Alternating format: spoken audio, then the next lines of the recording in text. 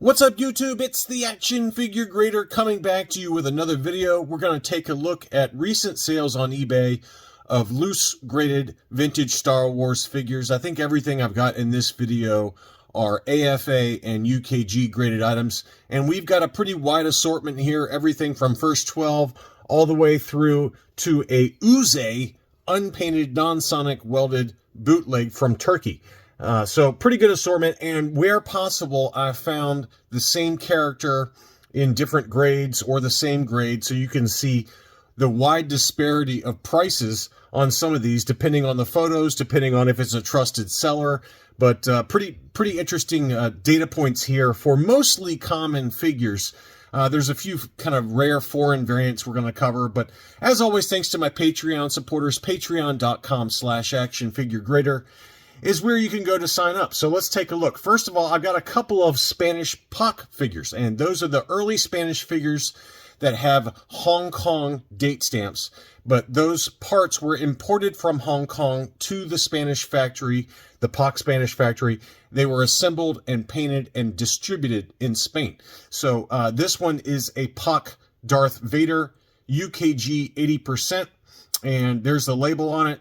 80, 75, 80 were the sub-scores on it. This one I thought was a great price. It sold for 83 pounds, which is 105 US dollars plus shipping. So even here to the US, it would have been about $155 for an early Spanish Darth Vader. It admittedly did have some pretty heavy paint wear to the chest apparatus, which I think was the main culprit as to why it got the 80. But it's an early Spanish figure, and to get it for that price, I thought was a really great deal. Same seller also had a UKG 75% Spanish POC Lobot. He's known to have very pale hands, as you can see there. His hands are extremely pale. Again, another Hong Kong COO. This one got the 75, I think mainly because of the torso discoloration, which is a common problem with these early Spanish figures. The plastic degrades. It was a different kind of paint scheme that they used, so the paint didn't stay on very well, and very hard to find this one in a high grade. I think I've seen a UKG 80% that sold earlier this year, but I don't think I've ever seen a UKG 85 Spanish POC Lobot. And he and I are kindred spirits. We have the exact same haircut, and I do like Lobot, but I thought this was another good deal. 82 pounds on that one, which is about the same price as the POC Vader. I mean, to me, if I'm picking one of these, I'm taking the Vader every day. It's neither one of these are particularly rare. They come up fairly regularly, but to me, I think for about the same price, 82 pounds versus 83 pounds, I'd take that Vader all day long. Next up, we had a brown-haired Luke Skywalker Farm Boy. This was an AFA 80 example. This is the no COO. So this one appeared on like the Palatoy Tri-Logos or just the straight Palatoys. And this one had an archival case, AFA 80, $395 on that one, which is probably about right. I mean, I'm still looking for a Hong Kong brown hair. That's one I still need, but I do have this one already. This is a pretty common figure to find. It's not particularly tough, either in a UKG grade or an AFA grade. But $395 plus $10 shipping took that one home. I've got three different Princess Leia first 12s that sold. The first one is a no COO, no country of origin, AFA 80 plus. And this one sold in an auction for $250 on 16 bids. Pretty nice looking example. This one probably got the 80 plus because it does appear to have a little bit of discoloration to the legs there versus the very bright white torso, which is a common thing. So this is the no COO. That was an 80 plus for $250. This one is a no COO, graded UKG 80%. This one was listed for $241 US dollars. Best offer accepted. I did not look up what that one sold for, but $250 versus $241, so something below that. Probably in the neighborhood of $220 if I had to guess, for the exact same figure. And again, this one was a UKG 80%. So it did have straight 80s. So this one, I think you could argue, is probably a little lower graded than the AFA 80 plus, but sold for right around the same price. And then here was an AFA 85. This one was another no COO, black hair and belt archival case. That one sold for $511. So you can see the big price disparity going from a UKG 80 or an AFA 80 plus all the way up to an AFA 85 for a no COO. So almost double the price, if not more than double the price, to go from an 80 plus to an AFA 85. Next up, we had a small head Han Solo, new case style AFA 85.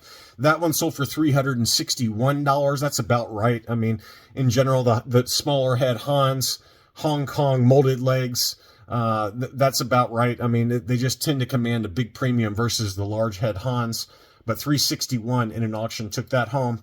Next up was the dark paint variant for the Hong Kong Sand People AFA 85. That one sold for $420. That is a big number. I think I paid about $250 for mine. I might have got mine in a trade. I can't remember, but I think at the time the going rate was about $250 for it. So that's really a pretty significant price difference versus what this one sold for $420. It did look really nice though. I mean, look how clean the paint was on this one. Maybe a little bit of overspray on the kind of the light tan on the bandolier, but otherwise you can see some overspray also on the little mouth breather thing that's around his neck there. But still, AFA 85 for $420. I mean, you're starting to approach Hollow Cheeks prices at that price point. That seems a little bit expensive to me, but certainly was a beautiful figure. Next up, we've got a Hong Kong Boba Fett, just a standard Hong Kong AFA 85. That one sold for $240. That's about the going rate right now. Obviously, this one has come way back down in price, just given where standard Hong Kongs for Boba Fett have sold, even in high grade like this 85 grade. But 240 to 260 seems to be about the going rate.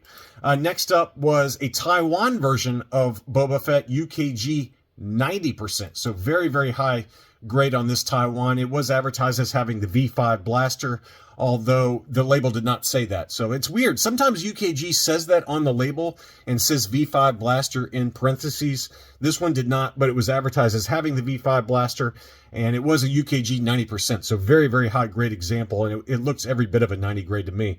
That one sold for $477 US, which is 375 pounds. So big number there. Here was that AFA 85 Droid Factory R2-D2. It only sold for $410. Now I say only because earlier this year there was another example that was an AFA 85, exact same figure, that sold for almost double that price, if not more than that. I think it was over $800.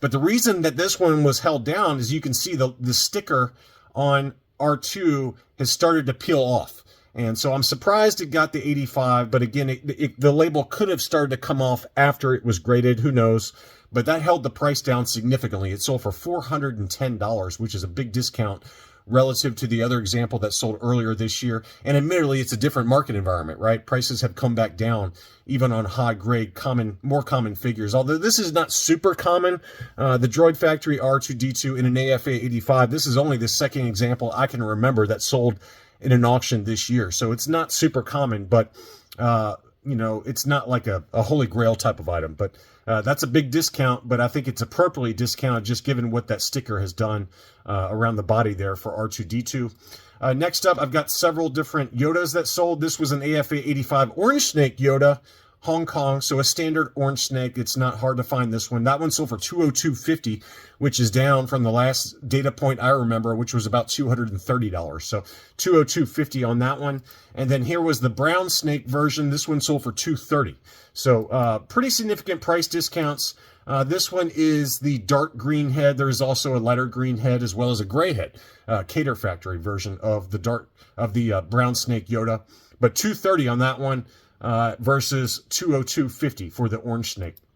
Next up, I've got two different Luke Bespins that sold. This is the no COO blank race bar version. So this is, I believe, a Meccano figure. It's labeled as a no COO, but usually when it's got the raised bar, blank COO on the back of the leg, that's a Meccano. And this one sold for $344. A little bit tougher to find this one versus the standard Hong Kong brown-haired, so people pay up a little bit for that, but I think that's a pretty fair price on that one. And I thought this was a great price. This was probably the steal of this auction lot that I'm covering today. This one was a Lily Letty, made in Mexico, Luke Bespin with the brown hair. So this is the later Regresso version. There is also a Returno version that's a blonde hair that came with a DL44 blaster. The later version, which is this one, came with the Bespin blaster, as you can see here. And it was graded UKG 80%, and that one sold for 161 pounds, which is 204 US dollars. And I think that was a great price. I think what really held the price down on this one is you got a little bit of wear to the belt buckle, and there's also a little bit of kind of torso discoloration, which is a common problem for Luke Bespins. So I think those two factors brought the score down. The figure got a 75. So that usually when UKG dings the figure score, that usually means there's plastic degradation. And it's very faint on this one. It's not nearly as bad as some of them. But I do think that there is some torso kind of darkening versus the arms and the legs on this one. But still, I mean, that's a great price for a Lily Letty Luke Bespin, $204.91 plus shipping on that. That was a bargain, in my opinion. Next up, we had an AFA 85 red-haired Leia Hoth, and we just documented an AFA 90 that sold that I'm going on memory again, but I think it was $490. This one, so is a, 2 steps down, 2 rungs down in terms of grade. It was an 85.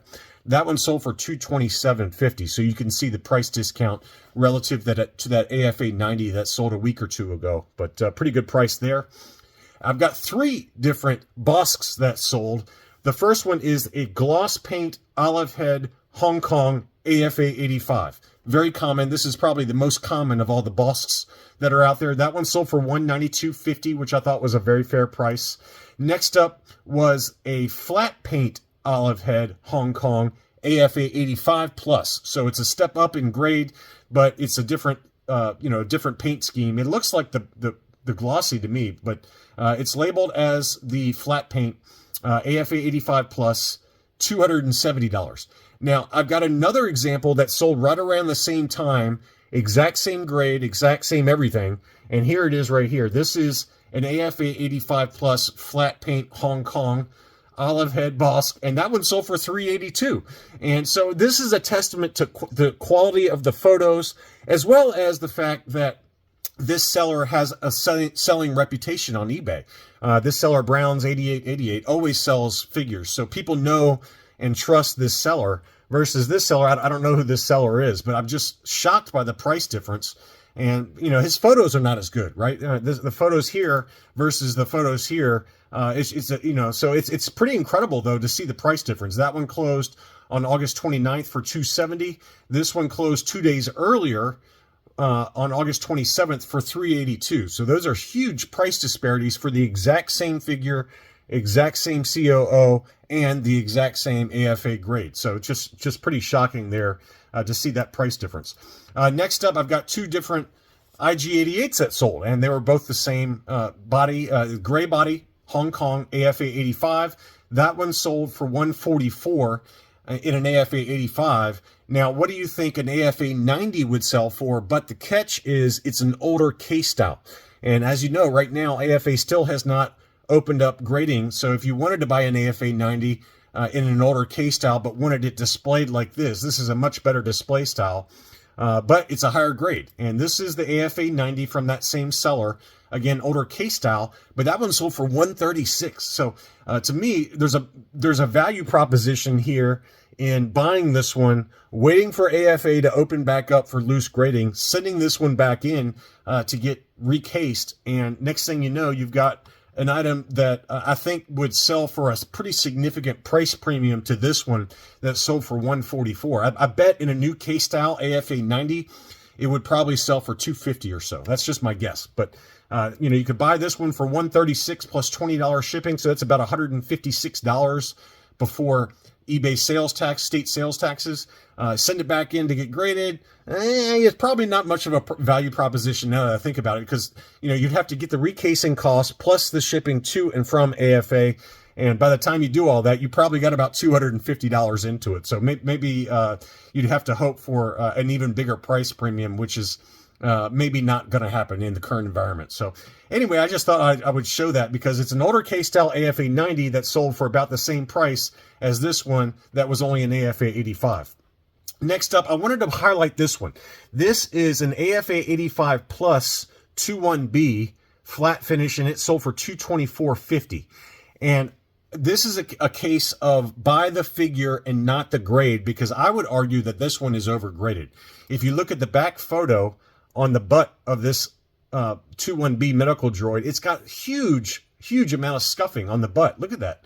And all kinds of scuffs and everything on the back of that figure. How this figure got an AFA 85 plus, I have no idea. I have no idea. $224.50, which I think is probably about right, I guess. But I question how AFA graded that one an AFA 85 plus, just given the very obvious wear to the figure. It's got wear all over the chest, or the back right here, as well as huge scuffs on the back of the butt there. So anyway, I just thought I'd point that out, that, you know, again, buy the figure, not the grade, because sometimes these figures do get overgraded. And it happens with all three grading companies, but I just thought I'd point that one out. Next up was an AFA 85 plus gold level removable limbs C-3PO. That one sold for $255 plus $20 shipping. So let's call that about $275. That's a beautiful example there. And then finally, I had to show you this one. This one's sold by Collectibles Investment Brokerage, which is affiliated with AFA. And this one was an unglued, unpainted SB Products Uze AT-AT driver. And this is one I do have in my collection, still on the factory sprue, graded by CAS. But this one, they just use brackets to kind of hold it together. So it's it's an overstock piece, unpainted, unglued, AFA 85. So I just thought it was kind of a cool item there. But, you know, again, just keep in mind that it's not actually sonically welded or glued together. And, you know, I would worry a little bit about how AFA kind of encased this, because there's not really much holding that torso and arms together other than those two dowels around the neck, as well as the brackets around the feet there. But very cool overstock piece. These are Turkish bootlegs that were made in about 1988. Very rare, very tough to find in high grade. That one sold for $455. So pretty good deal on that one for what it is. I think that's a pretty rare piece, and something that I would love to have in my collection. Well, I do have one in my collection, but it's a little different casing style, because mine still has the arms and legs still on the factory sprue before it was snipped off and then kind of assembled like this one has been. But anyway, some pretty interesting data out there. I hope you enjoyed this video. If you're new to the channel, please consider subscribing. Thanks again, and I'll be back soon.